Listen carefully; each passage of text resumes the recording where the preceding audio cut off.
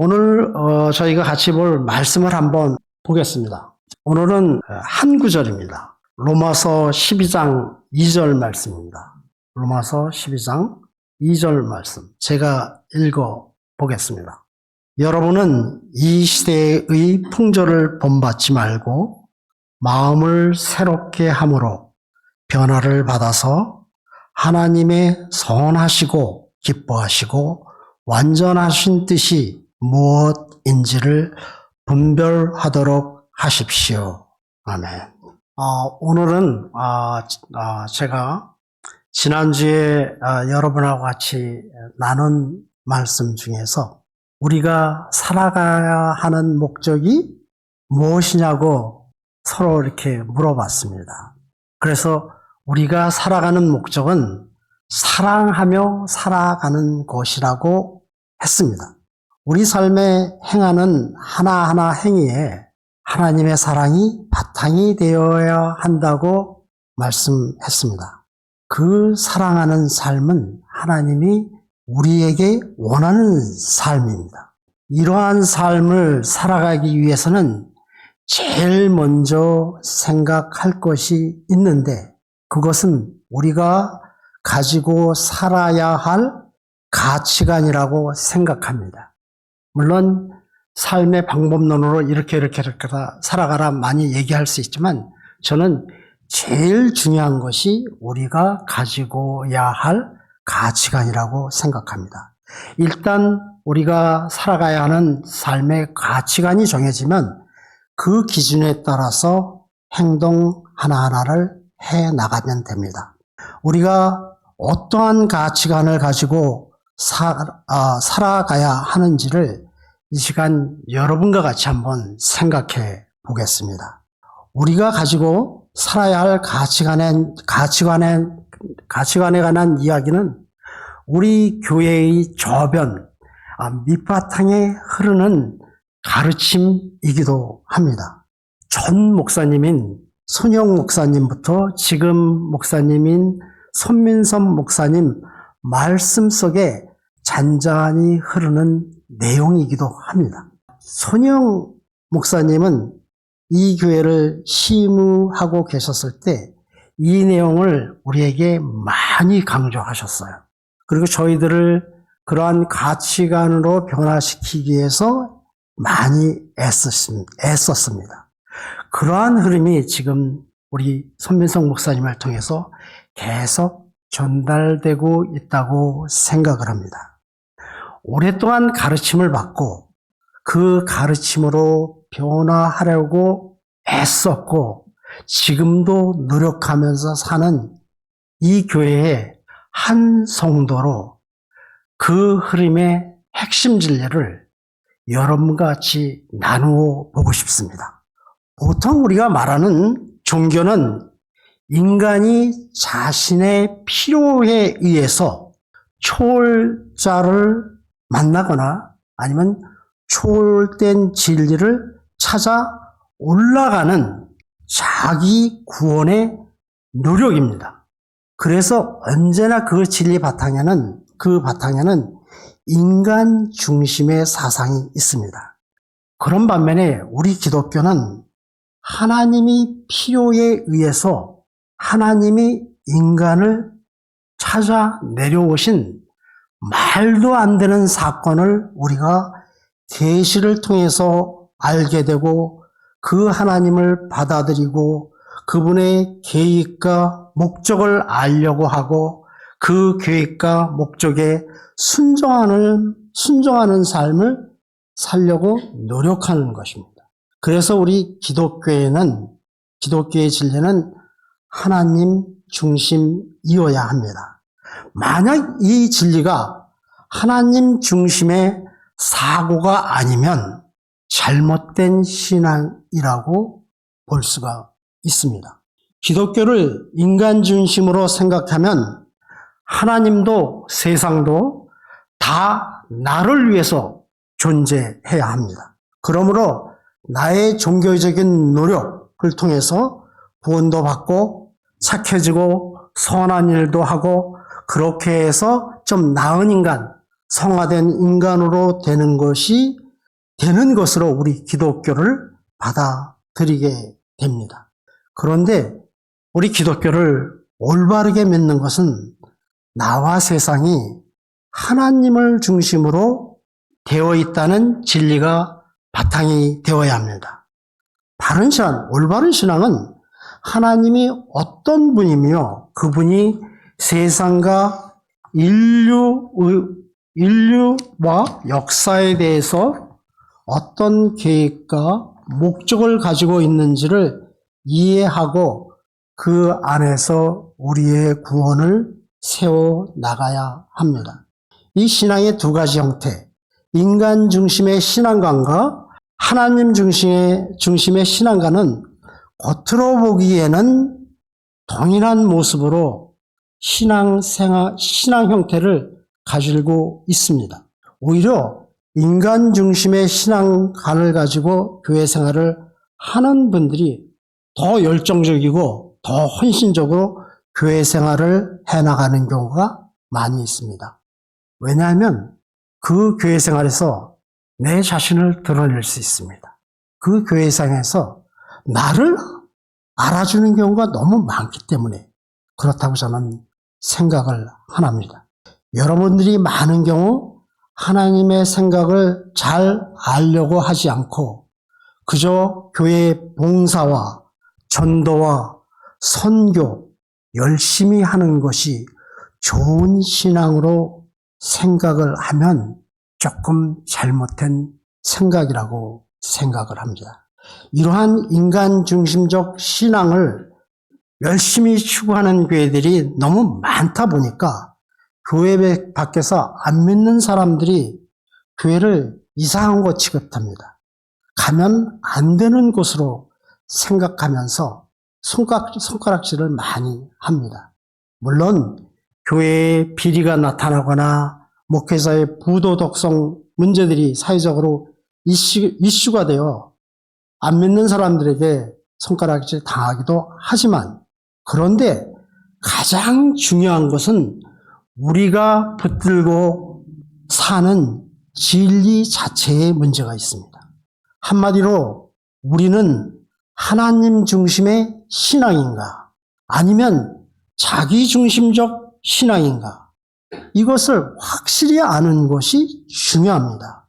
이 두 가지 관점의 차이 때문에 우리가 아는 죄와 구원, 하나님의 은혜와 용서, 우리가 살아가는 삶의 목표들이 조금씩 틀어져서 우리들의 신앙생활을 올바르지 않은 곳으로 인도하는 그러한 경향이 많습니다. 이 진리를 성도들에게 올바르게 가르치고 일깨우려고 많은 노력을 기울이는 것이 저희 교회입니다.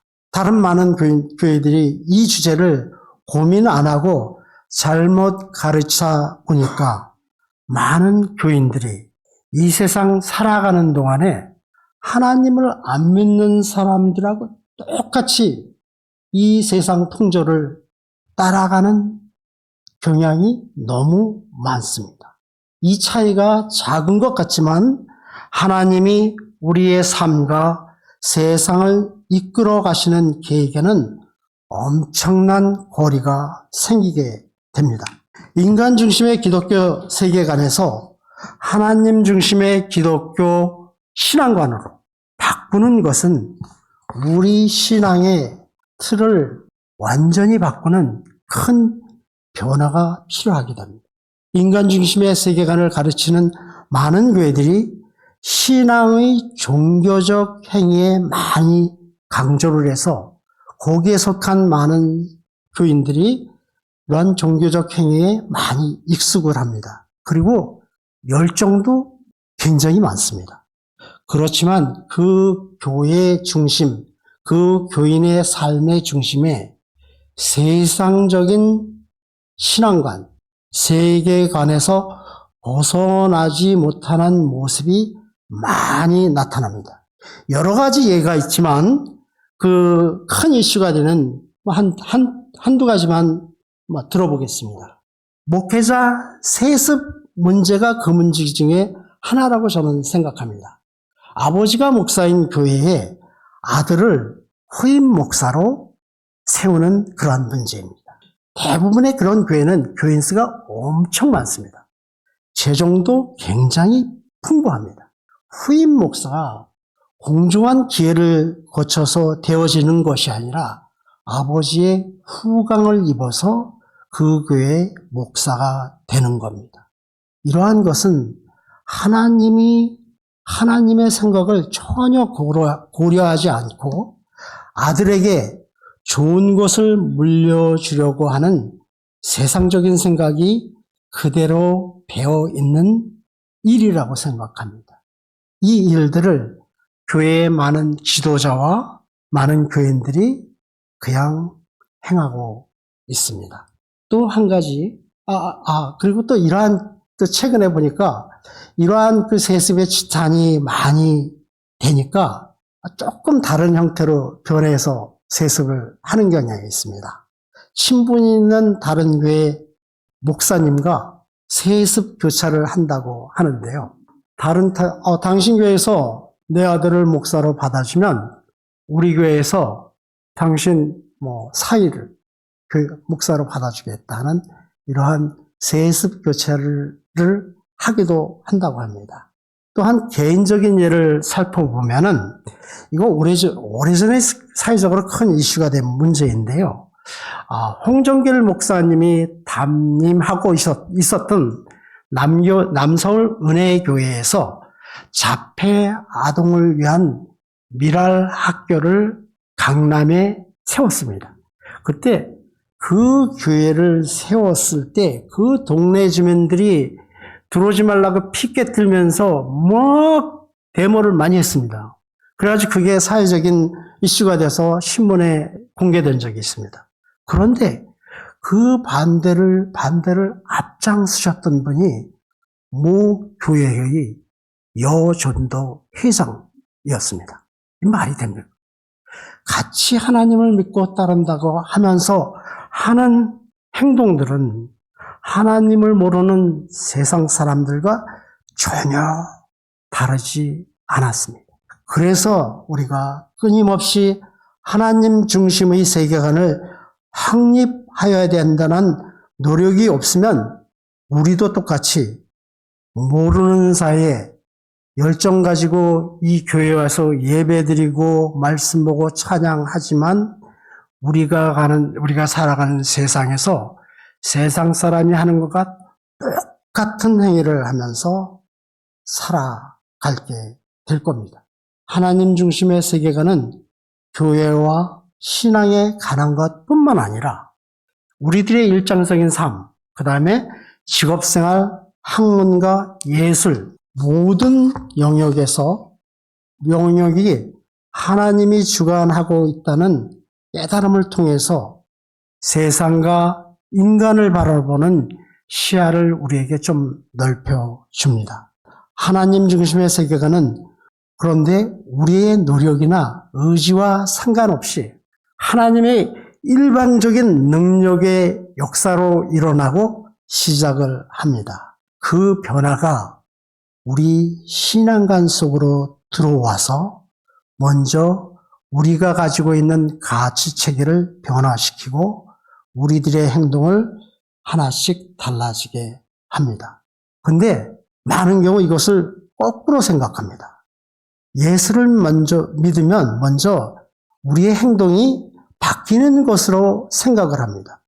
그래서 일요일에 교회 안 나가는 사람이 교회 나가고 예배도 드리고 찬양도 하고 설교도 듣고 교회 봉사도 열심히 하는 그러한 종교적인 행위를 먼저 배우게 됩니다.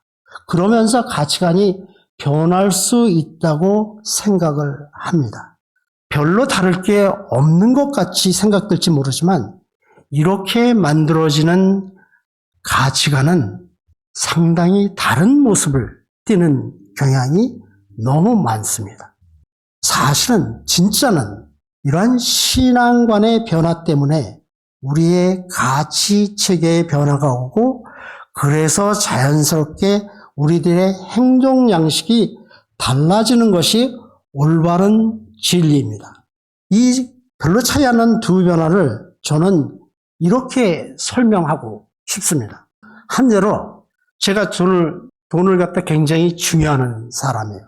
그래서 그 돈을 벌기 위해서 나의 많은 희생을 하고 또 주위에 있는 사람을 이용해서 막 혹사하고 그래서 돈을 많이 벌었습니다. 벌다가 교회를 다니다 보니까 돈을 많이 버는 것이 삶의 목적이 아닌 것 같은 생각이 들어요. 교회 다니다 보니까 사랑을 나눈 것이 삶의 목적의 올바른 방향이라는 생각이 들어서 내가 가지는 것을 사람들하고 나누기로 결정을 했습니다. 그래서 주위에 도움이 필요한 사람들에게 나눕니다. 그런데 나의 가치관은 아직 속에서 안 바뀐 상태에서 그런 걸 나누게 됩니다. 나누다 보니까 이 나의 나눔이 상대방의 반응에 따라서 달라지게 되는 거예요. 상대방이 그 나누는 나를 알아주지도 않아요. 그리고 나누는데 나를 칭찬도 안 해요. 그리고 나누는데 내가 가지는 이상한 것까지 요구하는 그런 사람들도 있습니다. 그러면 상대방의 반응에 따라서 내가 나누는 것을 그만두는 경우가 많이 생깁니다. 따라서 나를 칭찬하고 나를 나누는 것을 지켜 세우면 나의 나눔이 많아질 수 있습니다. 근데 만약에 내가 하나님 중심의 신앙관으로 바뀌면 그 나누는 것이, 사랑을 나누는 것이 하나님이 나에게 주신 소명이라고 생각하고 하나님께서 그렇게 나누며 살아가는 것이 하나님을 사랑하는 삶이라는 가치관을 나에게 만들어 줍니다. 그러면 상대방의 반응이 어떻건 간에 나의 삶이 많은 불편을 갖다 주던 간에 지속적으로 사랑을 나누게 됩니다. 그러고 살아갑니다. 그래서 하나님 중심의 신앙관을 갖는 것이 중요하고 그것을 갖기 위해서 우리가 노력을 기울여야 합니다. 이거랑 곁들여서 지난 한 주에 제가 우리 정원서 집사님하고 한 분을 도와준 적이 있습니다. 그분이 한국 분인데 아파트에서 쫓겨나서 길거리에 나앉으셨어요. 그래가지고는 길거리에서 막 주무시다가 어떻게 저는 교회에서 이렇게 쭉 안면이 많지 않았는데 제가 모모약기를 한다는 걸 아셨는지 찾아오셨어요. 그래가지고 이제 도움을 줬습니다. 그래가지고 잠자리가 없어서 저희가 모텔도 마련해드리고 그다음에 먹을 것도 대접하고 그리고는 모셔다 드렸어요. 그랬는데 늦은 시간인데 이분이 갑자기 모찌가 먹고 싶다고 얘기하는 거예요. 모찌가? 그래가지고 모찌 생각하니까 저희 가게에 모찌가 없어요. 그래서 모찌 아이스크림이 있다고 하니까 그것도 먹고 싶다고 그래요. 그래서 그러는데 시계를 보니까 이거 가게 문 닫을 시간 다 된 것 같은데 그래서 제가 정원 집사님 마주 보면서 당신이 빨리 은선 맡겨서 하라. 그래가지고 정원 집사님이 은선 맡겨가지고 모찌를 사오고 제가 저희 가게 가서 모찌 아이스크림을 그분한테 드렸습니다. 드리고 밖으로 나오면서 그냥 알지 모를 웃음이 나왔습니다. 근데 그 웃음 속에는 하나님이 같이 웃으시는 그런 모습을 봤습니다. 그렇게 우리 삶에 그러한 조그만 차이인데 그 가치관의 차이가 엄청난 차이를 만듭니다. 오늘 읽을 말씀 속에서 보면은 마음을 새롭게 함으로 변화를 받아 하나님이 선하시고 기뻐하시고 온전한 뜻이 무엇인지 분별하도록 하십시오라고 말합니다. 내 삶의 주인이 내가 아닌 하나님을 믿는 마음으로 새롭게 되어 하나님이 선하시고 온전한 뜻이 무엇인지 분별하도록 하라고 말하십니다. 말씀을 통해서 하나님의 뜻인지 무엇인지 알아야 한다는 말씀입니다. 하나님을 아는 것이 중요하다고 하시는 말씀입니다. 우리는 대충 아는 것으로 하나님을 규정하고 하나님의 뜻을 왜곡해서 이해하는 경향이 너무 많이 있습니다. 한 부분만 보고 하나님 뜻이 이렇다고 얘기할 수는 우리가 없습니다. 코끼리 허벅지를 만져보고 이것이 코끼리라고 정의할 수 없듯이 우리도 한 부분만 보고 하나님 뜻이다 얘기할 수는 없습니다. 예로 자녀들에 관한 그러한 성경 구절을 살펴보면 자녀들아 주 안에서 너희 부모에게 순정하라는 말씀이 있습니다. 그렇다고 우리가 자녀를 마음대로 컨트롤할 수 있는 건 아닙니다. 말씀 속에 부모들아 너희 자녀를 노엽게 하지 말고 오직 주의 교양과 훈계로 양육하라. 또 한편에는 자녀를 사랑하라. 이런 말씀도 있습니다. 그 다음에 사랑의 중요한 캐릭터도 우리에게 많이 설명을 합니다. 오래 참고 온유하고 교만하지 않고 친절하고 이러한 여러 가지 말씀을 통해서 우리가 그 말씀을 깊이 알고 하나님의 뜻을 분별하여야 합니다. 깊이 알고 하나님의 뜻을 분별을 할수록 우리에게 올바른 세계관, 신앙관이 형성이 됩니다. 종종 우리 많은 그리스도인들이 사회로부터 욕을 먹고 친구들까지 욕을 먹는 경우가 많이 종종 우리가 있습니다. 친구들이 가끔 그래요. 내가 예수 믿어서 변한 게 뭐냐? 그 정도 변화는 나도 해. 뭐 이렇게 얘기하는지. 믿는다고 하면서 그렇게 행동하면 나와 다른 것이 무엇이냐? 이렇게 얘기하는 사람들이 우리 주변에 종종 있습니다. 많은 사람들이 하나님 믿으면 착해지고 윤리적 수준이 이렇게 올라가는 것으로 기대를 합니다. 물론 우리가 믿는 기독교는 다른 종교와 비교해서 엄청나게 높은 도덕성을 요구합니다. 예를 보면 지나가는 여자를 보고 음욕을 품면 간음한 것이라고 말을 합니다. 말이 안 되는 도덕성의 기준입니다. 그런데 우리 기독교는 이것이 우선이 아닙니다. 이 도덕성을 앞세우면 우리 기독교를 오해하게 됩니다. 우리 기독교의 신앙의 핵심은 1차적으로 착한 사람이 되는 것이 아니라 이런 요소가 포함되어 있지만 이 착한 것은 2차적인 문제입니다. 예수를 믿는 것은 옛사람이 죽음과 다시 태어나는 부활로 새 사람이 되어서 마음이 새롭게 되는 것입니다. 마음이 새롭게 되면 착해지는 것이 아닙니다. 물론 언젠가는 그렇게 될 것입니다. 이렇게 착해지는 것을 먼저 생각하는 것이 우리 기독교가 아닌 일반 종교의 생각입니다. 다른 종교에서도 착한 사람이 되라고 말씀도 많이 하고 노력도 많이 합니다. 오히려 더 강하게 요구하기도 합니다. 기독교가 다른 종교와 다르다고 말했듯이 우리 기독교는 계시의 종교라고 합니다. 계시라고 합니다.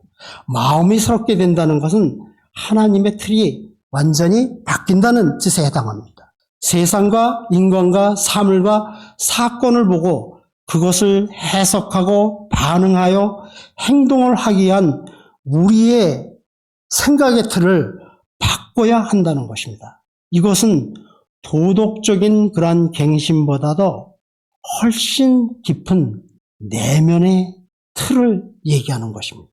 이 틀을 바꾸기 위해서 노력한 우리 교회의 흔적이 많이 있습니다. 얼핏 보면 다른 교회에서 오신 분들은 바보스럽다고 생각하는 면도 있을지 모르지만 저는 그 바보스러운 면을 갖다가 여러분한테 자랑하고 싶습니다.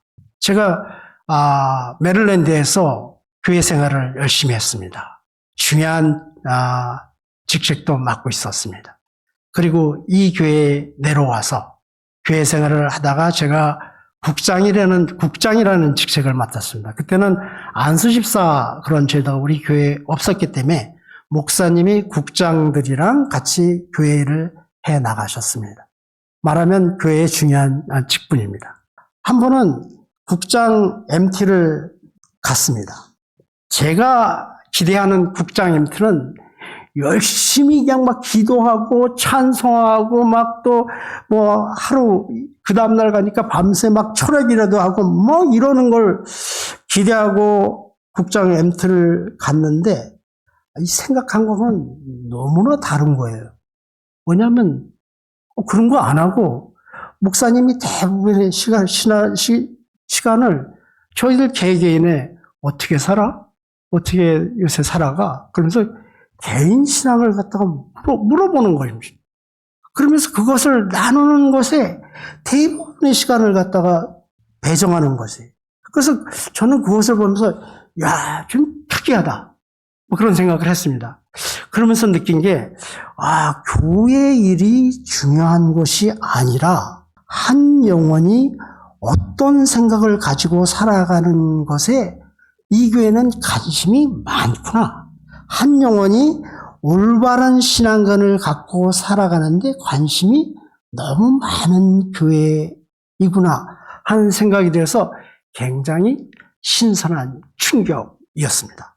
또 하나는 교회에 그 당시에 중요한 사역을 하는 부서가 테이프 선교였습니다.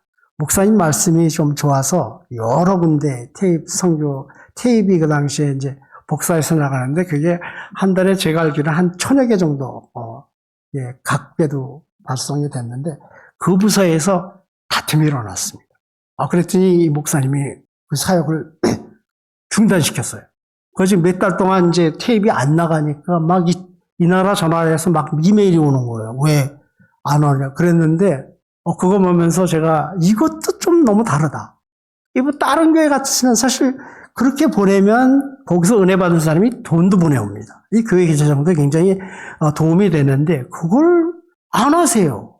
그래가지고 제가 거기서 물론 내부 사정은 제가 자세히 모르지만 그냥 겉에서 보는 그러한 사람으로 느낀 것은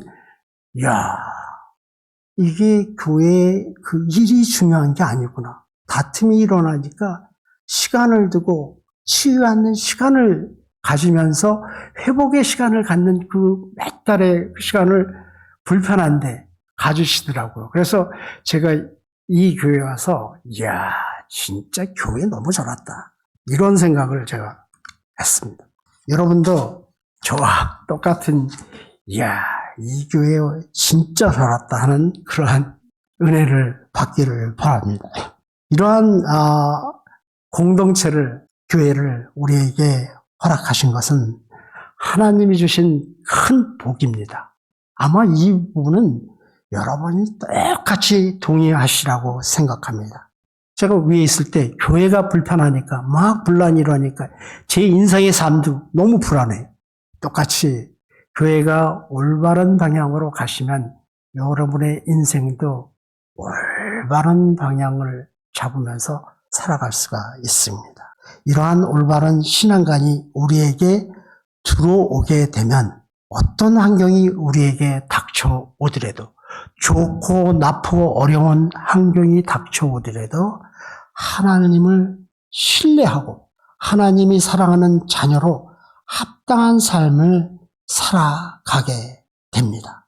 주님이 마련해 주신 이 게인스빌 공동체, 이 환경 속에서 우리 인생에서 해야 할 가장 위대한 가업은 성령님의 도움으로 성경 말씀을 부지런히 배워서 하나님을 더욱 알아가는 것입니다.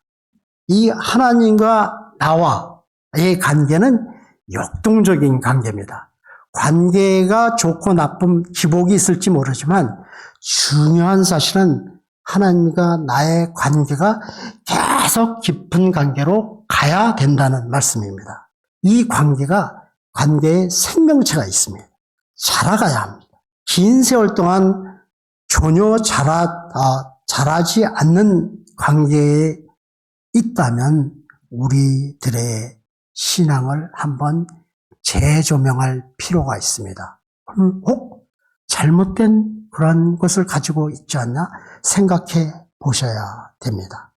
그런데 하나님과의 관계가 깊어져 가는 것은 우리가 하나님을 깊이 알므로써 가능합니다. 그리스도인으로서 받을 수 있는 최대의 복은 저는 하나님을 깊이 아는 것이라고 생각합니다.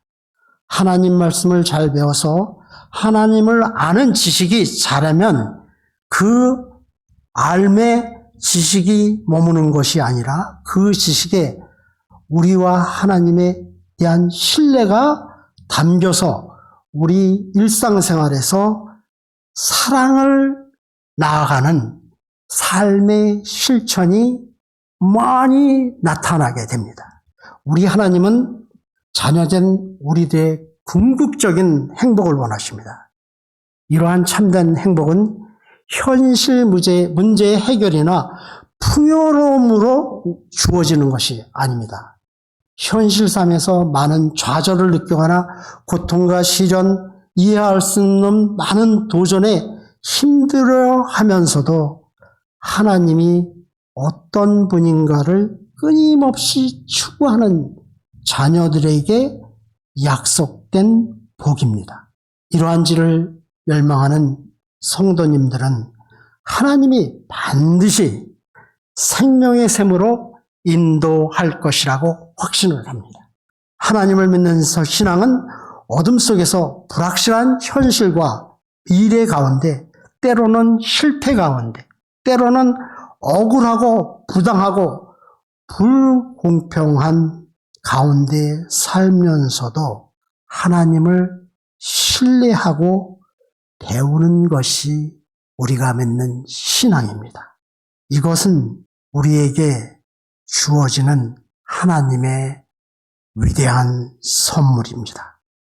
이 선물들을 받고 살아가는 여러분이 되시기를 다 같이 기도합니다. 기도하시겠습니다. 아버지 하나님, 진심으로 감사합니다. 이 시간 저희에게 주님께서 말씀하시니 진심 감사합니다. 너희들이 살아가는 삶 속에서 하나하나 일을 행할 때 나의 사랑이 가득 담겨야 한다고 말씀하십니다. 그리고 또한 평소에 내가 말하는 것을 잘 듣고 나의 마음을 너의 마음속에 담으라고 말씀하십니다. 또 너에게 보여주는 것을 잘 배우라고 우리에게 말씀하십니다. 저희들 그것을 마음속에 잘 담고 잘 보고 배우겠습니다. 주님께서 주시는 사랑, 가르침, 보여주시는 지혜를 잘 닮아서 우리들이 살아가는 세상에서 이웃들과 나누며 살아보겠습니다. 주님께서 도와주시고 지혜 주시고 많은 기쁨도 주시옵소서. 주님이 우리와 더불어 한박 웃으시는 모습을 우리들의 매일매일 삶에서 보게 하여 주시옵소서. 예수님 이름으로 기도합니다. 아멘.